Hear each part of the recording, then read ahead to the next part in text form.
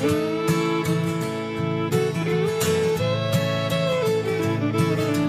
build my gallows and build them high. Makes a long time climbing before I die. Oh, everybody, welcome to Longbangers. I'm Matty. I'm joined tonight by Colin and John. John, how's it going? Good, aye. How are you? Bro, I just watched Mortimer and Whitehouse go fishing. Gone fishing. You watched that? I think I've heard of it through. Did they talk about it on Athletico Mints? Aye. Because I think did they end up going out with the boy Whitehouse because after his quadruple bypass surgery just to chill out a wee bit and enjoy the countryside in case he was to cope over at any moment. I think it was Whitehouse that done it with him, because he had the first Whitehouse, and it was Mortimer got a second, I think, and he just got in touch with him because they were old pals that didn't see enough of each other or something, eh? Aye. Something like that. It's a brilliant wee programme though. You watch it, Colin? Aye, I've not watched the series. I've got them. They're on my planner, but I've watched the other ones.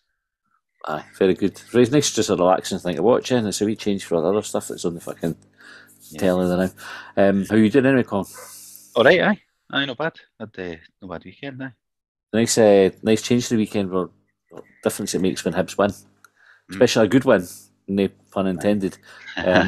But it was this that came out, John. So the wee face you make there, they had that. Like, Hibs did that anyway. I'd be stealing patter. I know. All weekend. I would be stealing pattern. It wasn't the intention. It kind of came out before I thought about what I'd said. Right. Well, anyway, we'll start. Just kind of get your thoughts on the game. John, I'll come to you first. What did you think of the game overall? Overall, it was I can't talk about it overall because it's not fair. First half, I thought it was pretty grim. Did you? Apart from. Yeah, I didn't really think there was much. Well, sorry. I thought there was some good things from Hibs, but I think the bit that let us down was the final pass. And actually, not even sometimes the final pass, it was like the simple 5-yard pass. I thought the first half was a bit of a non-event. All right. Second half was much better. Second half, much better. Much better. All right. Is that your... Is that your hot take on the game? Cutting edge analysis. But like, we'll have the when is it your questions and that. We'll go into further detail. Where is it you're taking over for Gary Neville on Sky Sports? He's like, what time is it? Right, as soon as you splash out for some fucking visual technology. This podcast is not lasting any longer than 40 minutes.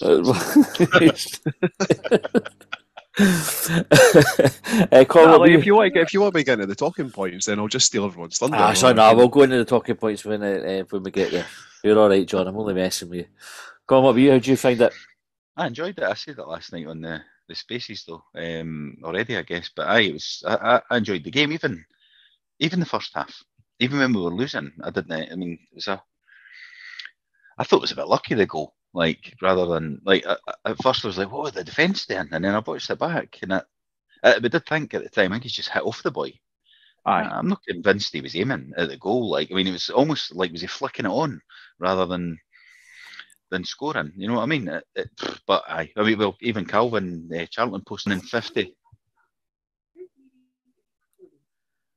I pressed the wrong button there. I went to mute that because I needed a wee burp and I accidentally stopped the recording for a moment. I started it right up again, no? So I could have carried on and they come in, no? Fucking late, Professional. It's not that late. I thought you were stopping for the silence. No, it's earlier than normal as well. Anyway, Calvin say 1 in 50 or something, was it? 50, I think, which I don't know what that means in XG, like numbers 0.0 something, presumably. But, 1 in 50. Aye. I think Sports Team were keen to put it down as a good finish away. They weren't wanting to Stevie Thompson, I think Stevie Thompson questioned that, and he was the striker. I mean, Kenny Miller was on as well, eh? But Stevie Thompson was a striker that headed it a lot, so I guess he would have... Well, we get down to brass tacks in that goal. Like, Hibs made a wee bit of an error and allowed the cross, but the cross went in. The striker didn't connect with the ball. The ball connected with the striker. I'm pretty sure he was facing the opposite direction when the ball connected. One of the ones when you sort of flick it back. It was just like a flick to the back post. It was a total fluke. In fact, I think Calvin's been generous and say it was 1 in 50. It was a 1 in a million. That's just on the XG. Aye. 1 in 50. It's science, so isn't it? XG. So, I think so. We'll take that. We're well so is 1 in a million. Statistics is a branch of science. A lot of fucking zeros after the decimal point, aren't we? Aye. We'll just go right to the talking points and cover the game then. Aye. That's probably the easiest way to do it. We'll start with performance then. Go for that, because it was a good performance. Is that covered? That quick enough for you, John? Yes. Everyone said it was fucking Barry. It was fucking Barry, the end. Right, now there's a couple, 4 or 5. Jeff Ashton, Ryan Lyle, Stephen Dowling, Lumbo, and Hibs updates. Aberdeen goal, the left back actually hit a superb head-high cross that meant only Duck could get his head on it. I don't know, is that the boy's name? Duck. Nothing the defence could do, and he made space for the cross very well. Mykola or Nino? Who the fuck? I don't know who the fuck this is. Nino was 99 red balloons, so because he was number 99. So right. Kukovic. And is Mykola his actual name? Aye. Right. I think it was Raymond was trying to get that nickname going last night on the space, wasn't it? Or maybe it was Friday night. Switch off when Raymond's talking most of the time. But anyway, he looks to be what we have been missing up front. Encouraging debut, and he'll get fitter and better. Might be McCurdy on the left, Boyle on the right. It could be a good option, and having options make a change. Better again, still a little slow in the final third. Midfield was a good mix. Campbell's on a good run. Neil's playing well. We're good up top. The new lad done well. Strong has a bit about him. The penalty was a penalty, and the ref missed one. Goodwin should get a lengthy ban for his comments. I'll come with more to that. I've got one on the penalties and that later. Big Mykola had a good game. Holds the ball up well. His movements were superb. But the rest of the team never saw them, but hopefully that will come. Complete team performance yesterday, but only after 1 down and 35 minutes of the first half. Second half, superb D10 men. Thought Cadden had one of his better games. Disagree, he can't defend. He's just left exposed all the time. And the next guy, who I think this one might have been replying to, but it didn't look like it. Still to be convinced by Cadden at right back. Can't defend. Best team performance of the season. Aberdeen's keeper played all right. And last one, balance of the midfield was excellent with Kenna at the base. Mykola gave us what we've been missing recently by holding it up and making space for Boyle and Campbell. Johnson's tactics second half were excellent. Where do you want to start with that, John? Not sure. I was trying to make notes as I went along, but you might need to remind me of one, or pick one out. Lodate was about the new boy up front, right? So the new boy up front. He was good. I thought he was good. I thought he was mobile. I thought there was a couple of occasions, like I think with someone of his height and build, the tendency is just to lump balls up for them to get the heat on. But I do distinctly remember in the first half out on the left-hand side where he wanted the ball at feet, and he run at the Aberdeen defence. That was quite pleasing to see. I think the easy comparison to make is him versus Deutsch, and he certainly looked on that showing to have a little bit more that Deutsch had to offer.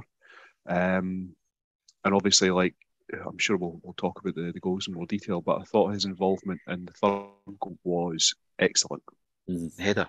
Yeah. Just the cushioned header, like it wasn't even just like it kind of bounced off him, like he's directed it like pretty much into where Campbell was running. So that was superb. Yeah. How good is he a midfielder running forward like that as well? Really? Campbell was making brilliant runs. Yeah, yesterday, absolutely brilliant runs.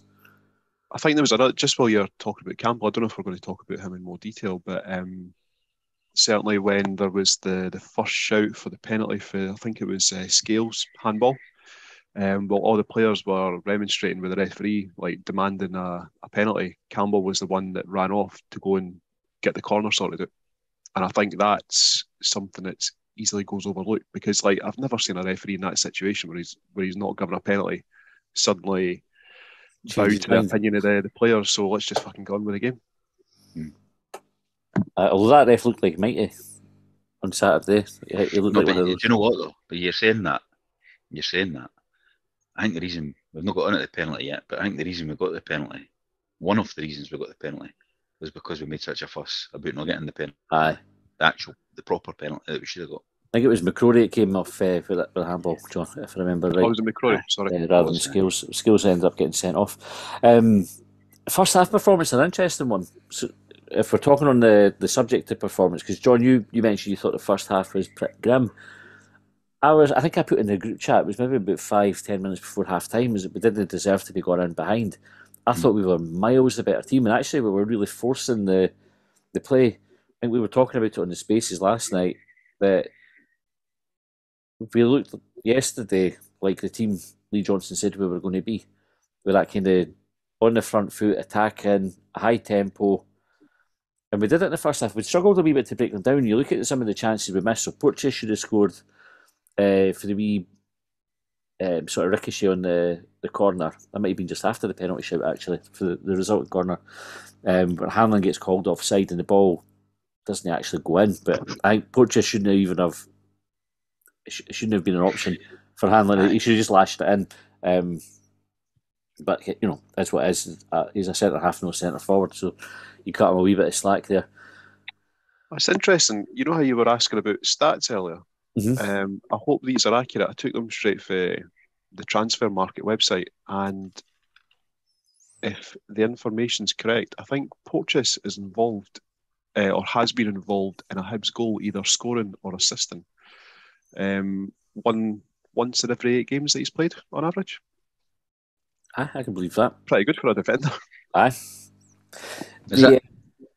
What's the sort of what benchmark like? Well, it just seems good. I've got nothing to compare it to, but I wouldn't expect a defender to be involved in a goal that frequently. I don't know if anybody's seen Calvin Charlton's tweet tweets over the weekend. I'm really too into them. I think his tweets are maybe protected, but I'm not sure. Jim Goodwin said a pretty even game, 11v11. Thought they would have taken something from it, and I saw a few folks sort of reference that. And like you said, John, the first half being grim.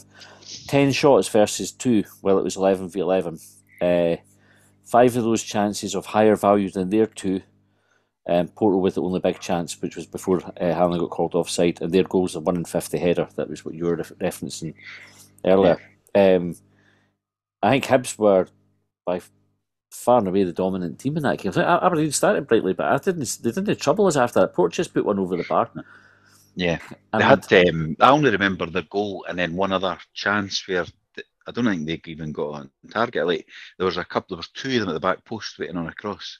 Yeah, from the right to the left. They're right they crossed it over at the back post to the left, and there was 2 of them waiting on it. I think that might have been the one Portuguese cleared. Was it? They knocked it back across goal and Portuguese put it over. But that was it. Other than the whole game. Oh, apart from the sitter in the second half, of course. Aye, and that was a sitter as well. I mean, the boys should have buried that. Really, that was. You can imagine if that was one of your strikers, they'd used to be getting behind him. Aye, the ball was behind him. He was scooping it back. He'd overran it. Is that what happened?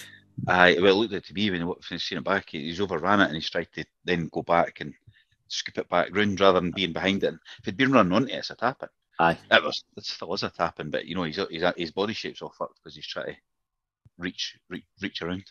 So just out of curiosity, now that we're talking about that, is that a failure for the boy that played the crossing, or is that a failure for the striker to read the cross? It's the striker. Like, I mean, he's got to time his run better. Eh? The boy's just putting a ball into space, and it's like there's nothing wrong. I don't think there's anything wrong with the pass at all. It's the boy's been an absolute fucking pig's ear.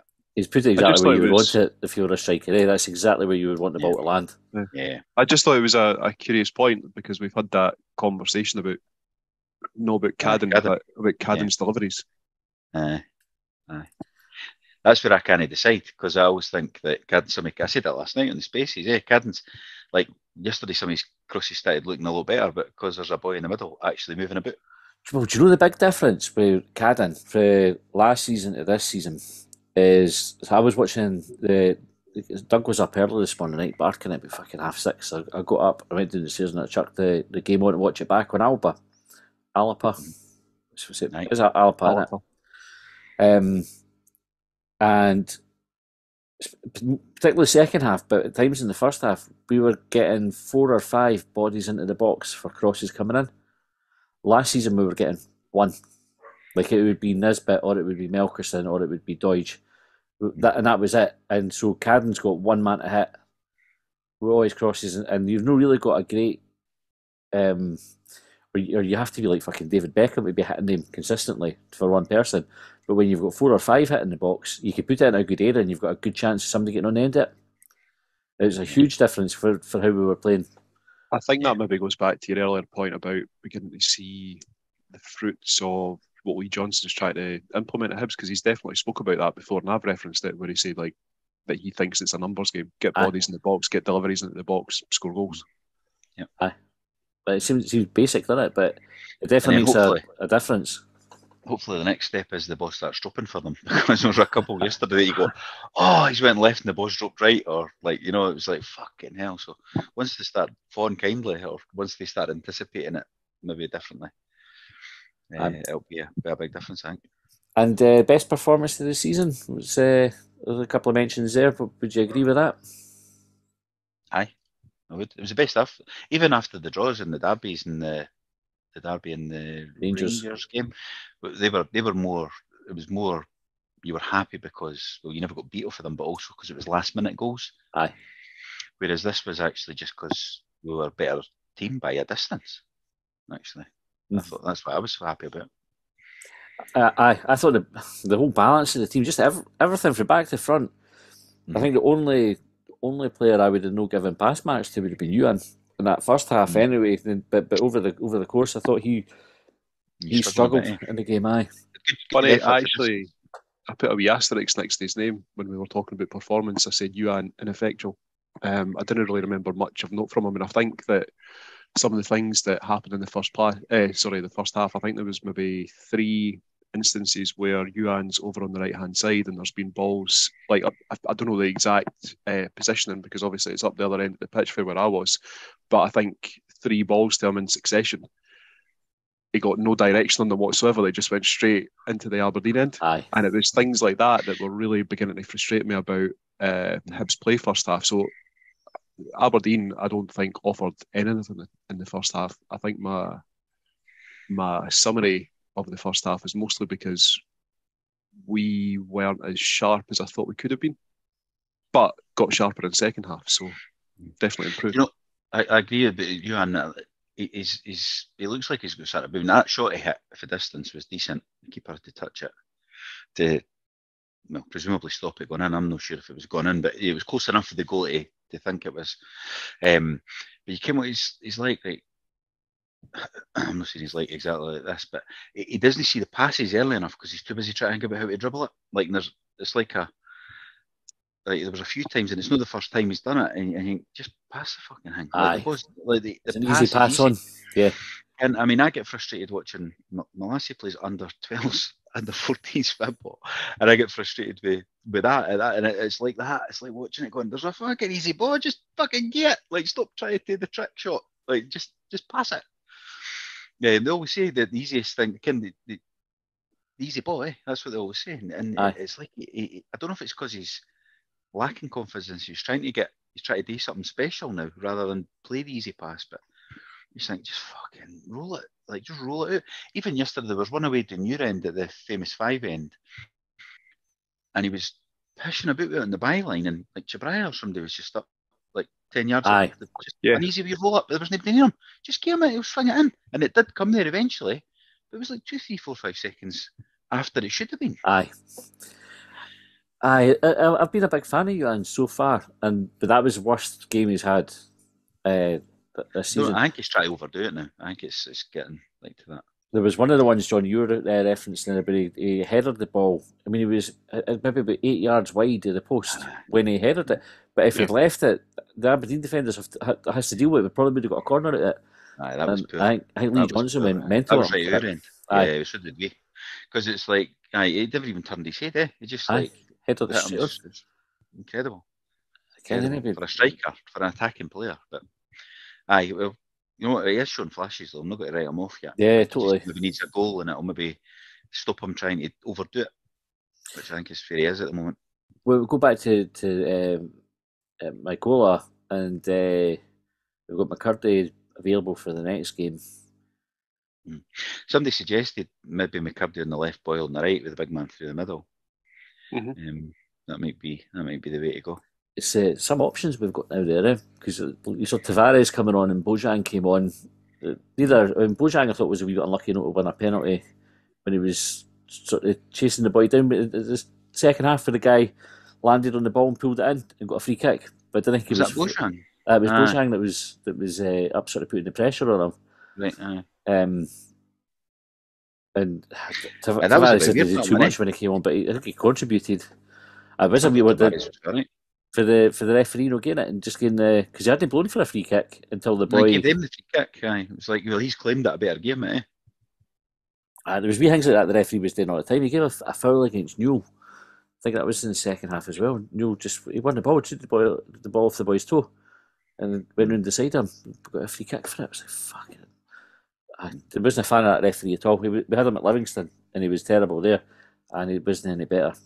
But on that, like, the next talking points were about the ref and the penalties, mainly the penalties, though. So right, let's go into that. The ref, do the penalties first? I will wrap it all in together. Right. Have we finished with the performance, though?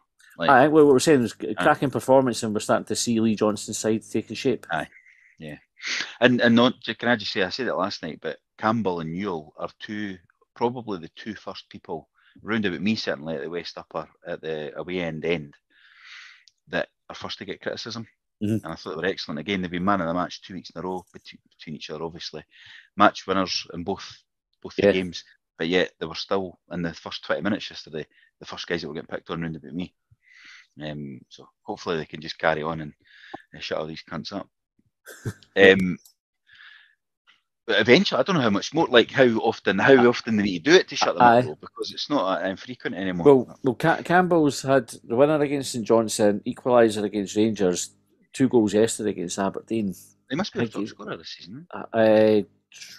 Will he be between him and Boyle? I think it'll be Campbell now. I think he's now got. Well, he got a goal against Clyde, so I think he's on 5 goals already this season.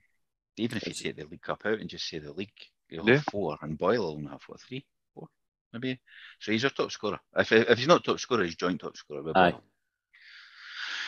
Unless I forgot someday that scored something else. But important player for us so far.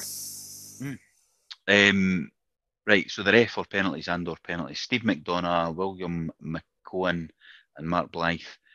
In days gone by, the second handball would have been a better claim for a penalty, but given they hadn't increased the silhouette, it rightly wasn't given.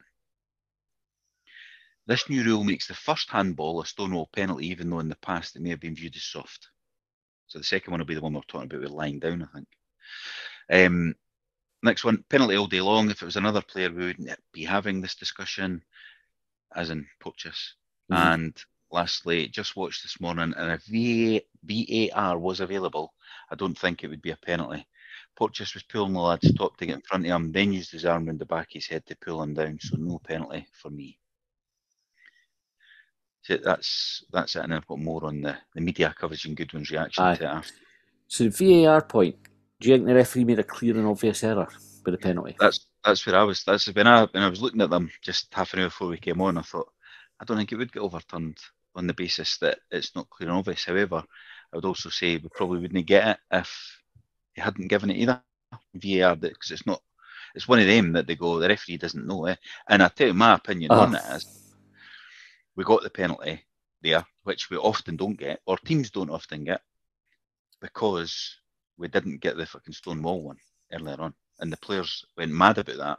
And I know players generally claim for stuff all the time and that, but the way they reacted to it and the way the referee even knew, I fucked this up. Aye, definitely.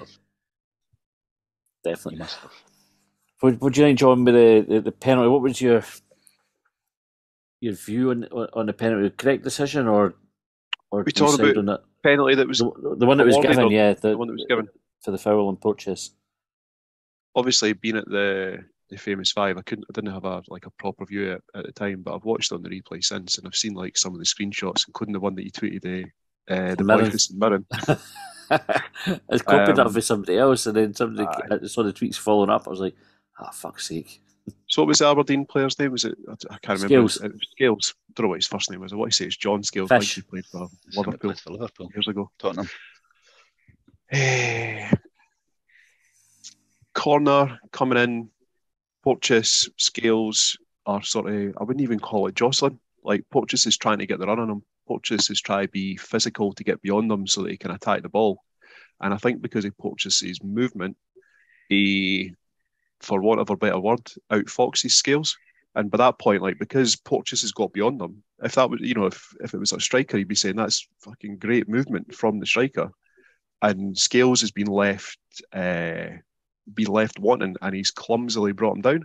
And I'd like to think, because I've looked at it and I've tried to take any sort of emotion out of it, I'd like to think that if the same situation was to occur the opposite way around, I'd go, fine, fair fuck's like that's a penalty. Because Scales has brought him down, he's brought him down from behind, and he's brought him down from behind because Porteous has got the better of him.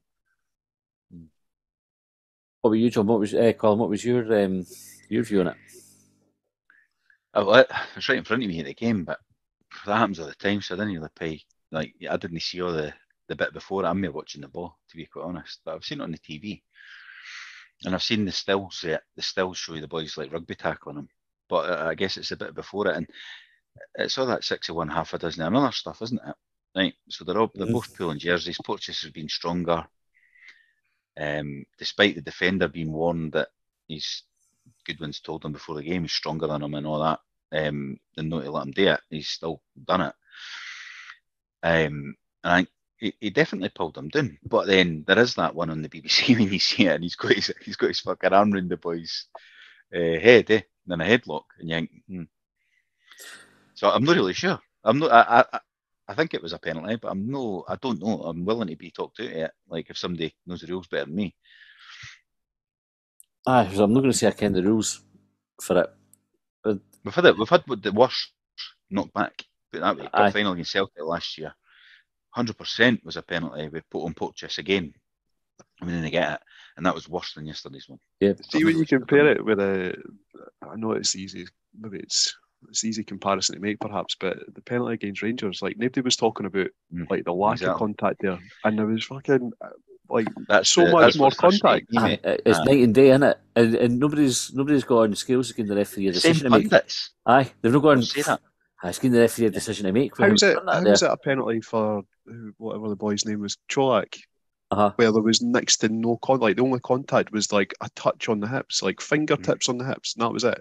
And he goes down to a penalty. That's fine. Like, shouldn't have done that. A decision to make. And can he touch somebody in the box? Clumsy. Silly, he's getting involved. Yeah. It's just bullshit. A rugby tackling somebody after you've been headlocked is that's absolutely fine. See, on the headlock thing, right, and I'll go. This is how I watched it. So, Porteous has got the boy's shirt, right? The boy's got Porteous's shirt, right? They're both at it. The BBC put a still, when they put the wee circle around it, to say, look how much of the shirt Porteous has got. Mm-hmm. Then I mentioned that Scales has got Porteous's shirt at the same time. You can see his shirt's coming away off and get pulled in the side. Porteous has got to push past him because he's wanting to win the ball. The boy's gone under his arm, right? So I kind of like it's ended up looking like Porteous got him in the headlock. But the boy's put his right arm around Porteous's waist and his left arm's behind Porteous, and he's falling on top of him. Porteous is trying to get to the ball. He's got his arm to push him back. He's obviously thinking it's got that look as if he's got him in a headlock behind him as he's falling. And then the boy's pulled his hands up to say, "Oh, I've not done that." And then landed on top of him. You saw that camera trickery. But folk do that in Twitter, with the two arms round and look, he's rugby tackling. I mean, it might have just been a glancer, you know what I mean? But then again, a glancer, as we just said in the Rangers game, was a penalty, wasn't it? A penalty. And I just think Porteous has been stronger than him. He's got the run on him, and the boy's fucked it up. He's put his arms round him, and then he's given the referee a decision to make after just being booked. Like, and with your manager having told you before, it was less than an hour Porteous before. Is stronger than you.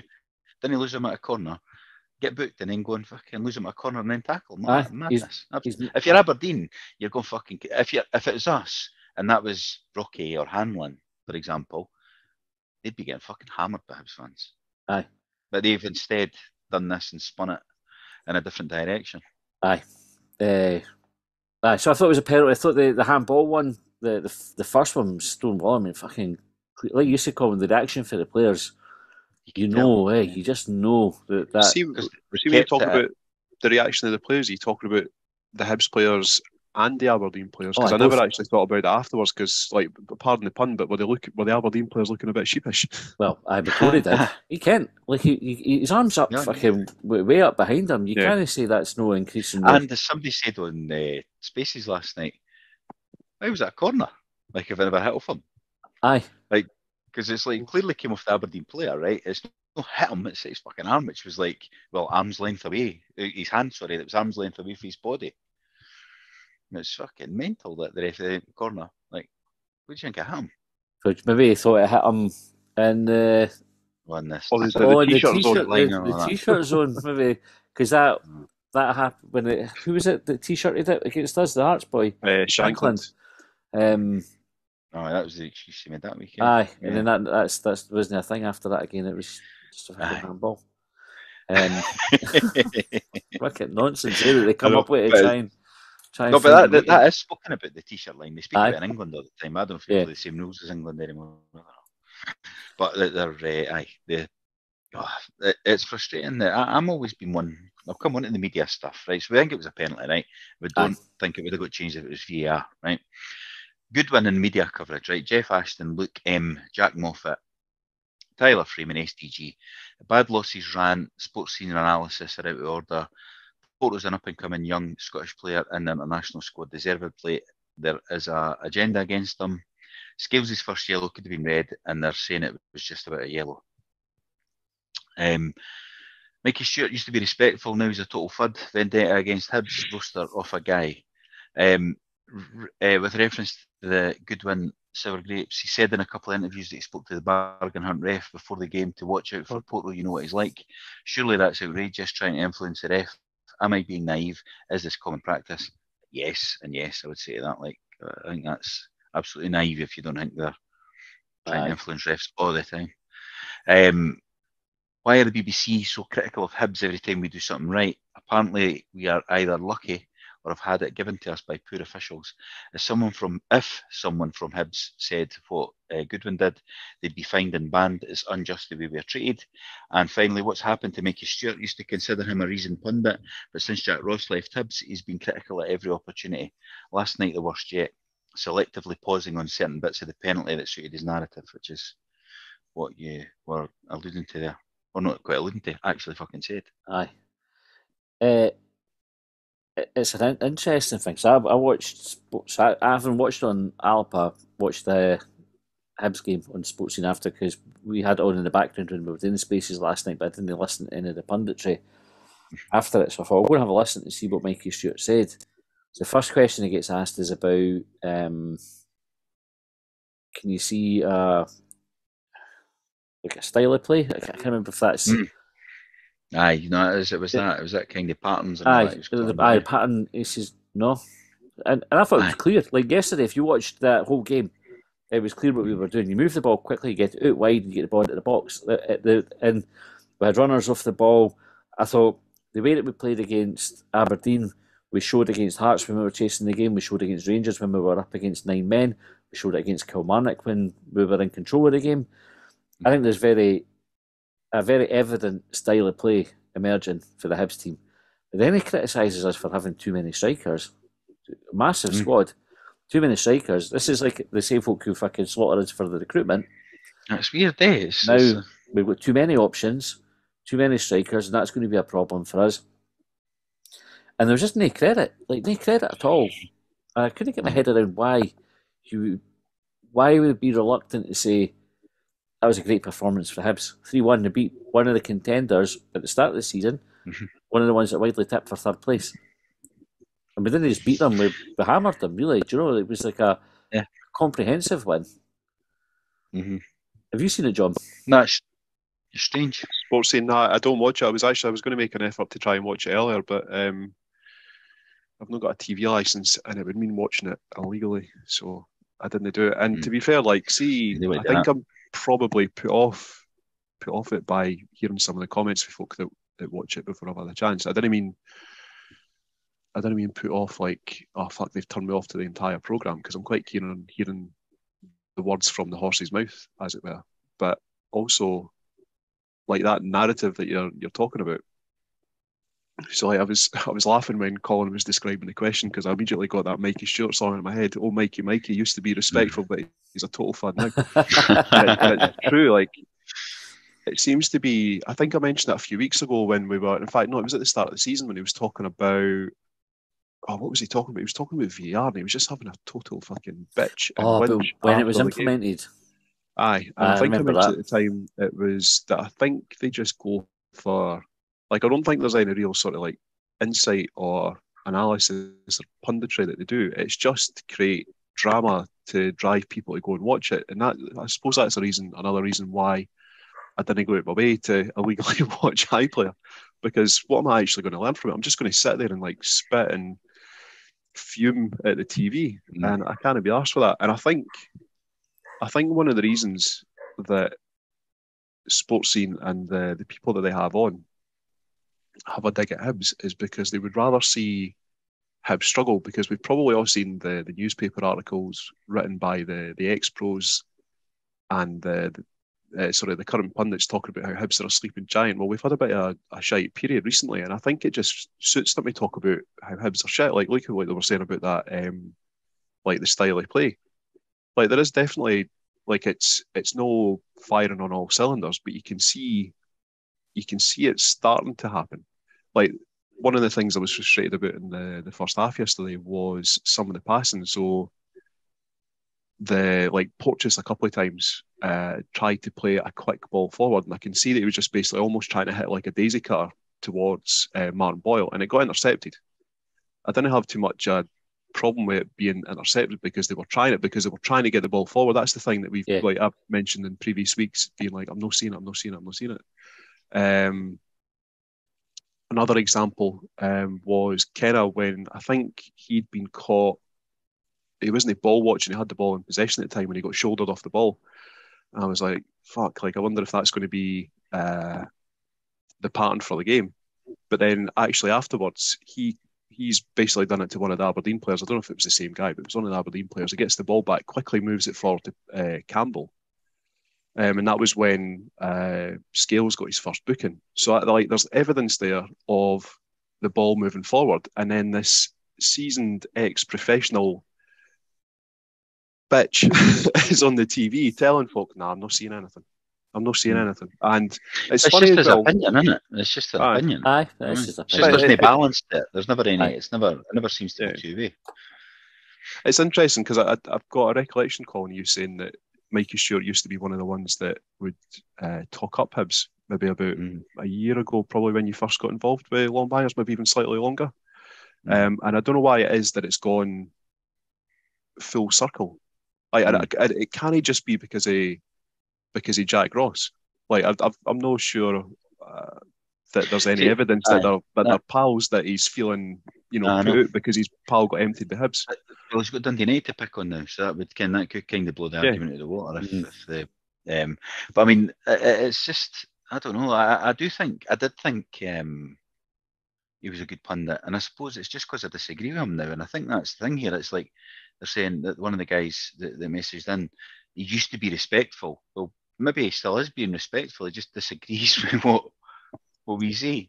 That doesn't mean he's not being respectful. It just means he has a different point of view. Like, and that can happen. Aye. Do you think Mikey Stewart's objective enough to take off, to come away from the difficulties that Hibs have had since Jack Ross? Well, sorry, in the months leading up to Jack Ross being sacked, and then Sean Maloney and David Gray's caretaker, etc., to look at it now and say, actually, I'm starting to see improvements.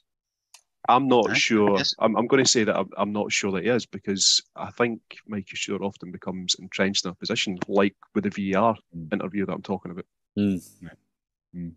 That's good. One of these guys that kind of changed their mind. Like, aye. But I mean, which is wrong. Like, because you should be able to. As new evidence emerges, because I'm sure Lee Johnson in his Hibs TV interview, I think he might even be the BBC one, he referenced the last two games. Hibs has something like 50 shots at the opposition goal. I mean, it does seem a bit weird. Like he doesn't kind of see. I don't know what the different names for styles of play is, but you can see that or patterns. Like, but you can see that we're trying to get the ball forward quickly, like you said we would, and we're trying to get the ball in the box, and we're trying to get into the front guys. And I mean, even like when we picked on that Marshall pass for yesterday, another one. It's not the first time he's done it either. By the way, it was like he's done it earlier in the season. So I mean, his like he's almost too good to be in goals. He's too good at football to be in goals. Like we should maybe get Dabrowski between the sticks and move Marshall to centre half or something. But that's the thing, because I mean that ball, it was brilliant. Like, and it's, as I say, it's not a fluke because he's done it before. Compared to the Aberdeen keeper who was kicking it, I think he was aiming for me. Like it was fucking mental. Like it was like he was slicing a 56-degree wedge at the golf. There was one he kicked out the park and Goodwin applauded, and I thought, is that good? Like, or are you applauding the effort because he's really shite at it and he nearly got that one in? He's got a wee gold star sitting for when he gets back into the change. But I'm not like just to reinforce my point on it. That is what normal goalies are like. And so we shouldn't get his head up on it when we've got a goalie that kicks out of the park sometimes.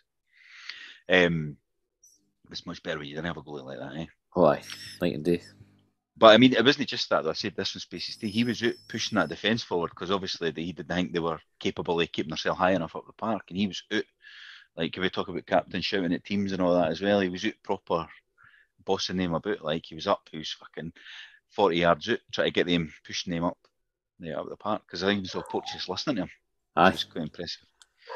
So yeah, it was what a signing.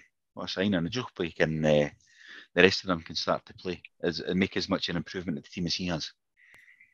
Definitely. Couple of miscellaneous before we finish. Yeah.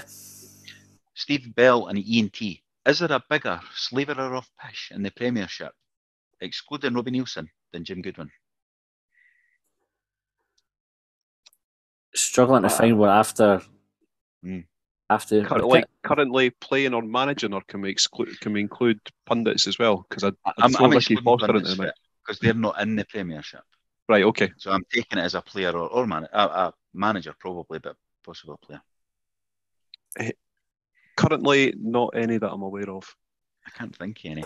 Alexander at Motherwell was bad, but he got emptied. Oh, he was terrible. McInnes rarely gives you credit in that as well. But and he says "were" instead of "ever." Oh, fucking hell! What? I know we're going to do extra time on Porteous and the perception and the sort of narrative that's been driven on him. So if you're a subscriber, you'll get an episode. We're going to spend probably 25-30 minutes talking about it, going into a bit more detail about Porteous' season so far. But I think it's probably worth it in this episode we're just kind of touching on Goodwin's comments, and so Goodwin's called out Porteous as a cheat. Did he actually use the word cheat? Was that in Aberdeen? I think he says he's cheated the referee in the Red TV. Referee on the BBC. Conned in BBC, but I think he uses the word cheated in the Aberdeen TV interview. I've got it quote marks here. Right. Phil Johnson in the Evening News. Aberdeen boss Jim Goodwin accuses Hibs defender Ryan Porteous of Neil Lennon quotes blatant cheating. Blatant cheating. Now, no matter what's happened in that instant, he's no fucking dived. He's no cheated. He's no given us the penalty. Porteous, he's no put the whistle in his mouth and fucking blown it. The referee's seen what's happened and given the penalty based on what's happened with Porteous and Goodwin's player. But what's happening, because Goodwin has gone after Porteous, you then have X amount of time on the radio talking about, is Ryan Porteous a cheat? Has he done it? And he says he's made a career out of winning penalties and free kicks. But he's done that. One penalty he's had, the one for us, which was against St Mirren last season. I guess he was in charge for that one. It was Goodwin's St Mirren team. So he's talking shite, and he wins free kicks. Porteous, he does what centre halves up and down the country do, but came when they feel the nudge on the back of them and they fought down. But they were doing it yesterday. Exactly. Of course they were. Aberdeen are renowned for it and have been for a number of years. Well, at least as long as I can remember. They were which is probably as long as McInnes was in charge, to be fair. But they were time wasting for 10 minutes in. Yep. Yesterday. I mean, the goalie was fucking horrendous. Of course, the referee doesn't do anything about that. That's cheating, though, isn't it? Is that cheating, or is that just gamesmanship?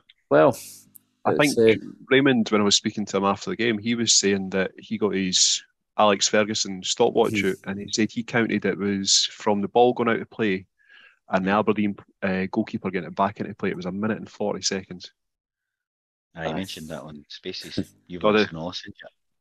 There's so Goodwin and calling out Porteous. He gets the conversation on Sports Sound about Porteous. He gets the conversation on Sports Scene about Porteous being a cheat. Today, and I've not heard it, but folk have messaged us to tell us about it. Aye. You've got Levine, and I can't remember who else is on with Levine today. Stephen Craigan, calling Porteous a cheat, saying it's a blatant dive. He's cheated. And so, like a blatant dive is as far away from what that was. As in, Kolach against us was a blatant dive. Yep. Everybody said was clever. Ken, he's felt the contact or whatever. And it's just fair. Mental the way they spin it, the way they turn it, but it's because they're all fucking shit scared, running scared of Rangers as well in that case. Yep. Like they're running scared of the mob It's mentality. Emperor's New Clothes pish. Like, how can you say that one? We've spoke about it, mate. We had a rant last year after the cup final about getting gaslighted, and that's what's fucking. That's what it is. It's fuck. But I don't know why Goodwin's getting it, because what's he got to score out of it? Because we did play them again till fucking next year or something. We'll not get penalties for it now. So you watch what happens. Referees go, they have the conversation, they watch it. He's not directly benefiting, but I mean, obviously we're playing against the points, but other teams are going to benefit. So other teams will, but it will stop us picking up the points. We're a competitor to them for where they want to finish in the league. So anything that fucks us is good for them. But it could be Hearts when they get it against, and it's then no benefit in them either, is it? You know what I mean? But I'll tell you where the big benefit is for him is nobody's talking about the fact that they went down to 10 men and he gave up. His team gave up. He went, we can't fucking win with 10 men. Yeah. We'll just sit behind the fucking ball. Rangers did it with protecting a lead. Rangers sat in with 9 men and didn't attack because they had something to hold on to. Yeah. Aberdeen went, it's 1 each. We'll just protect a draw. Mm-hmm. But with 10 men, look at like Kelly gave us a better game with 10 men. They came out and tried to. It's a good point. Try to stay in the game. I said that to my dad earlier because my dad mentioned my dad didn't like football, but he's heard about the Portuguese thing, and he says, and I say it's just deflection, total fucking misdirection, whatever you want to call it. He's doing he's there because he kens they'll be on his case, because if it had been Hibs, if that had been us, we thought we'd be chasing the manager. Aye. What the fuck's he doing? Sitting in like that? That's no Hibs class, etc., etc. That's not what we do. He fucking, like we spoke about it last night, he subbed a boy in injury time just before the last kick of the ball to get another defender on the park. Aye. He shot it. Like, it was just, and then he says never easy, or it's always easier playing against 10 men. In his interview, it's always easier. But it's no, managers are always saying it's not that easy playing against 10 men because teams just sit in. Yeah. So it's easier if it's Aberdeen you're playing in, obviously, because he doesn't back his fucking players. But it's just outrageous. You can't go calling out other teams' players like that and creating. No, it'll be interesting to see what he gets, eh? Aye. I hope Hibs, Ken Hibs had said they'd asked for an explanation on it, but I hope they're really public and come out and back Porteous and make the point. Ken, how many times can you back him? I mean, it's like, well, forever, I suppose, but how many times should they have to? Is more the point now.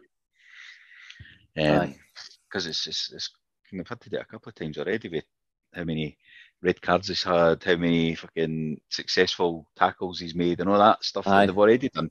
Now they're going to do this. Like, he's always doing that. Like, he's never won any fucking penalty. He's won one penalty, somebody told us, in his career for Hibs. I think Hibs said they had a penalty. Somebody said today, and again, I've not fact checked this, but since Jack Ross, the Livingston game where he got sacked, that was the last league penalty that we'd had.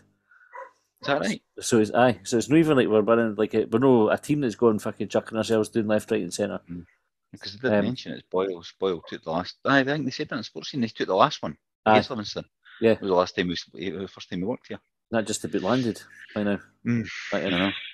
Do you want me to do this last miscellaneous question? Last miscellaneous one, then we'll wrap up and we'll go and record. If the current squad competed in the BBC Superstars Challenge, if you remember Brian Jacks, right, who would win? So you've got squats, chin-ups, weightlifting, cycling, 100 metres, 800 metres, and he thinks there was a dribble and shoot as well. So let's start with squats. Who's winning the squats? McGregor. Oh, McGregor. By the way. Aye. Chin-ups. I'm going for Boyle on the chin-ups, just because he's light. There's fuck all to him. Somebody being light, because they're not having to lift as much. See, I thought my answer was going to be Miller. It's Lewis Miller, isn't it? The right back. Because I think he looks like a phenomenal athlete. And I thought my answer was going to be Lewis Miller for them all, but actually it might be Darren McGregor. But maybe not for the running ones. Aye, for the chin-ups. It's a heavier though, eh? I think we light guys are quite good at the chin-ups. Aye. Weightlifting. Rocky. Ryan Porteous is a big laddie, like. Aye, Rocky's bigger than him. See, when we say weightlifting, what are we talking about? Are we talking deadlifts? Are we talking... What do you want it to be? I don't know. It's bench pressing. Darren McGregor. Darren McGregor, aye. Cycling. Stevenson. Cycling. Or Josh Campbell. Josh Campbell. You go Marshall, I'll go Josh Campbell, because his engine's fucking unreal, so I think he could cycle for days.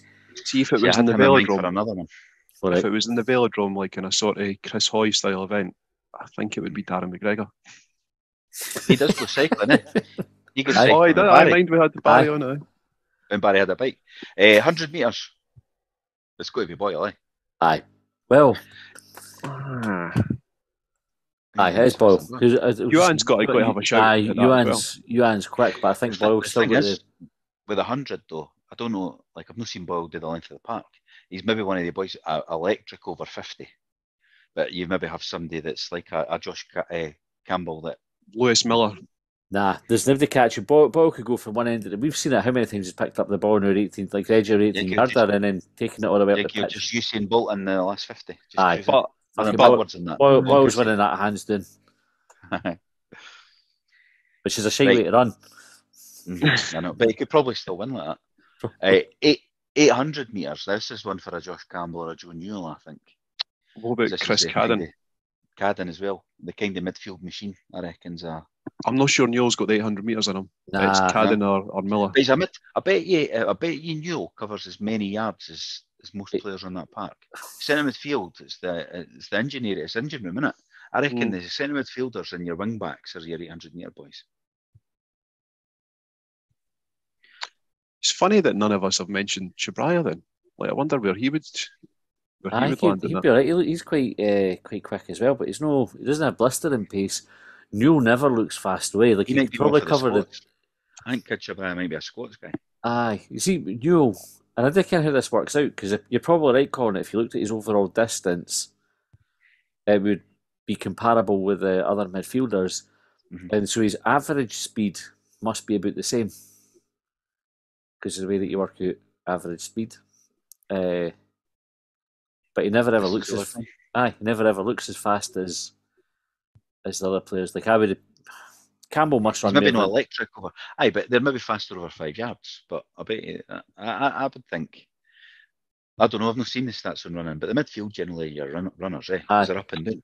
I wonder if we can maybe put in like a wee polite request with Hibs and just say, like, in the categories that you can measure, that you've got some data on, like, because you're not going to have one on fucking deadlifts or squats or that, unless Dan McGregor's got his Apple Watch on and he's putting them up on the TV in the gym. But Hibs will kind of like they'll be able to tell us all, but they wouldn't share it because you know what would happen. We would say, "Oh, Newell does this," and somebody else has done an extra one. Or folk would go, "Oh, it's fucking lazy," and they'd use it against them later on. So we'd never get that. This is why we can't have nice things. We're not allowed to have nice things because this is what happens. Yeah. Right. Like, so here's a curious idiot here, like, try to find out some interesting information. There's someone out there try to work it to their advantage or disadvantage. Probably end up being. Anyway, I thought it was quite a good question. It was obviously one that came with a short bangers, but because it's Hibs related, we kept it away from it. So, good question, Ian. Aye, well done, Ian. Change.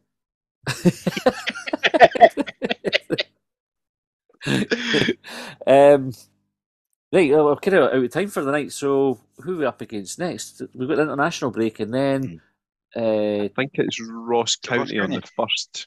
Is that away? And then the next, up in Dingwall. Right, they've not been playing well, have they? They've not picked up. Well, they actually, because Knocky Mackay's and the gang, they're saying they're playing well, but I think they've got about 1 or 2 points or something all season. So. Aye.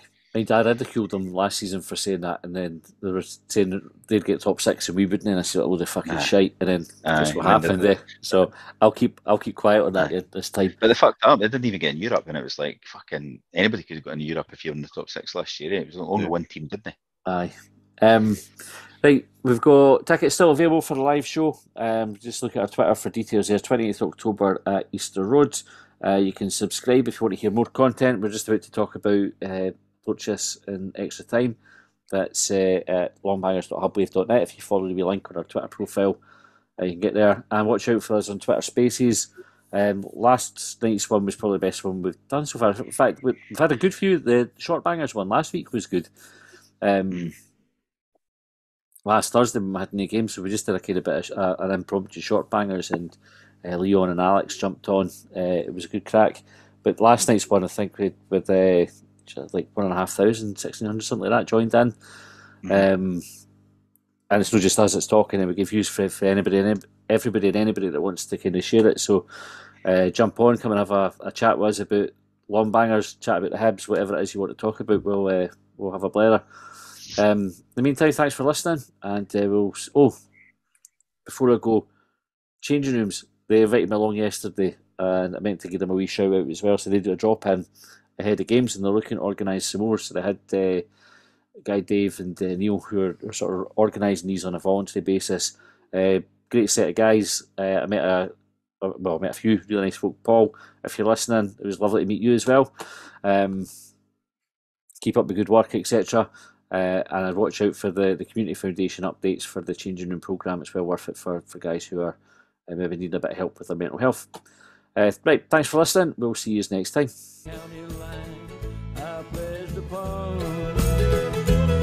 Well, they trailed me down when I broke free. I drank all the whiskey in Tennessee. I don't drink what I know.